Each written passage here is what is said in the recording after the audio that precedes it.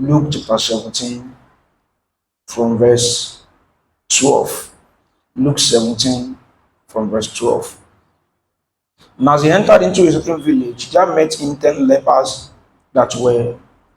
that were lepers, which stood afar off. And they lifted up their voices and said, Jesus, Master, have mercy on us.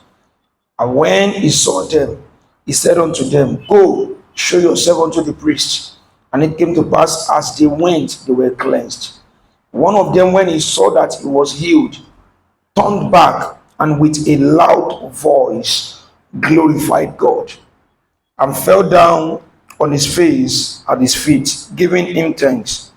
And he was a Samaritan. And Jesus answering said, Were there not 10 cleansed? But where are the 9? So these guys felt like, since we can't go to meet Jesus, we will use our voice. And a number of times in life, we have desires, we trust God for something, and then we look around us and we find some kinds of limitations. And many times we miss out on what God will have done for us because we took those limitations as reasons for not pressing further. Many times we have allowed our excuses to hinder us from receiving what God will give us per time. Many times the miracle you are looking for just require a little extra push of faith.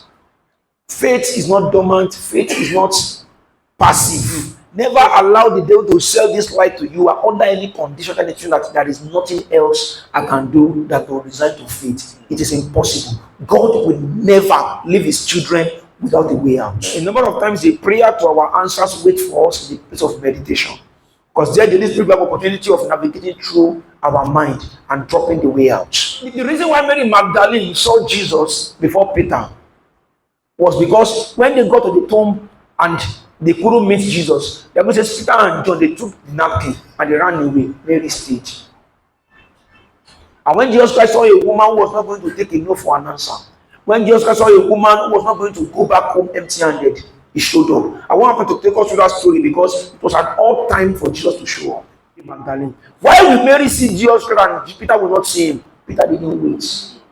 He is gone. And they resigned to faith, took the napkin and went away. Mary stayed and said, I didn't come to see a napkin. I came to see Jesus. I mean, as a man can wait a little bit extra, as a God who can show up. And I want to say to somebody this morning, don't throw in the trowel. There is another way in God. And when you get to Jericho and there is no way to enter into the city, it doesn't mean you will not enter. It only means you will not enter normally. It only means the way by which you will enter is not the conventional way. See, as far as God is involved, even in Yoruba they will say on water. You are the one who told the gate is the only way inside. God has many gates.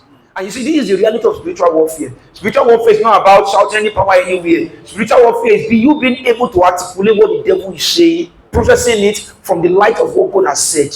In your mind, the real place of spiritual warfare is not the place of shouting, it's in your mind. Until you conquer in your mind, don't conquer through your mouth. And when you even get to a point where there is nothing you can do again, I can tell you, at least you can pray. The job of the devil over your life is not finished if you can still pray.